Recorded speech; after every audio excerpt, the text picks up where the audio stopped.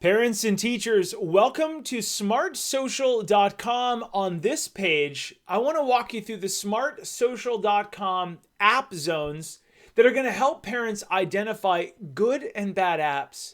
Now, this page is important because these are the apps your kids are more inclined to want to be on. They're exciting for them. Many of the features are new, and they're things that they want students, the developers want students to use. We're going to walk through ways that you can bucket them into what we call the green zone apps, the gray zone apps, red zone, and the dangerous social media challenges that might happen on many different apps. So let's look at this first.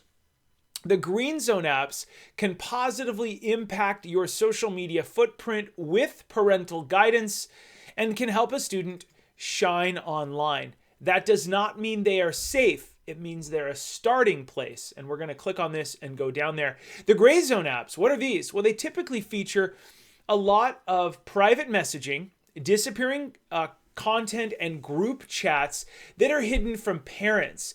That's why not only do you have to be on the same green zone apps as your kids, but you absolutely have to be on the gray zone apps to understand what they're all about and to make sure you feel comfortable with your kids being on them. Next is the red zone apps. Now, the red zone apps allow students to talk with strangers. They often encourage users to act anonymously, and they promote bullying, anxiety, and depression. If the green zone apps are a good start, meaning they have an upside and a downside, the red zone apps pretty much only have a downside. Unless a family is there with their kids, then just about every red zone app can become a little bit more of a gray zone, but you have to be careful. We've done our best to bucket these for you and do all the research. Then you've got the dangerous social media challenges. These social media challenges that are dangerous are viral social media challenges that encourage teens to do dangerous acts for likes, views, attentions, and subscribers. If you don't talk to your kids about these types of things, they'll think this is normal. They'll think this is common sense, and that's why we want to make sure that you are the most aware and informed parent on the block.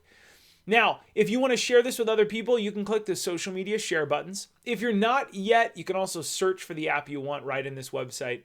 And we scour the internet to find the good and bad teen apps for you. Please read this whole page. I'm going to skim over it. If you're not in our newsletter, click here to get our resources. Join our newsletter twice a week. You're going to get an incredible newsletter that we put together. We spent a lot of time. I think you're going to absolutely love it. The green zone's all about the few apps that we consider to be a starting place, not a safe place. Do not leave your kids on apps without monitoring those apps. Now, I'm not going to walk through every single app here because there's other stuff that we can do real quick, but I'm going to go back up to the top and I'm going to click on the gray zone. This takes us down to, these are the apps parents should participate in with students to keep them safe. These apps can be good and bad for your teens and tweens, right? Now, this is what's really neat. Shout out to the team. We've got the Bitmoji app based in the USA, owned by Snap Inc. And this is interesting. It's really good to know who owns these apps. Byte app based in the USA. And what's really important as well is that when they're based overseas, even though we love our overseas friends, sometimes they'll talk to those governments or we don't have the jurisdiction to contact them to learn how to do stuff. So you'll see in some of these, we'll say, hey, warning, this is based in a country that we might not have jurisdiction in. So if your kid is chatting with bad, tricky people online or predators, we may not be able to go after the app because only in the USA where we have jurisdiction can we do that. So that's something important to note. Fortnight Battle Royale, this lets you click on it and learn more about it. It shows you the Google Play rating, the Apple App Store rating to the best of our ability. If there's something you have a question about, you can go to the bottom or the top and you can contact us. There's like a big contact button, or you can go back up to the top and just reach out to us using some of the information that we have. Now, once again, please go through the green zone, the gray zone, the red zone apps, and the dangerous social media challenges to get to know them. If you want to join our newsletter, that's a great way to learn as well.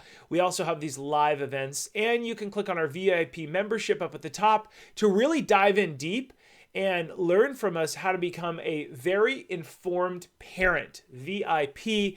We want to make sure we shower you with all kinds of great information to keep your kids safe. I'm Josh with smartsocial.com. Thank you so much for watching. I hope you'll take that next step and really dive into this stuff to take a peek at the different zones that we have so you can keep your kids safe. Thanks so much. I'll see you soon.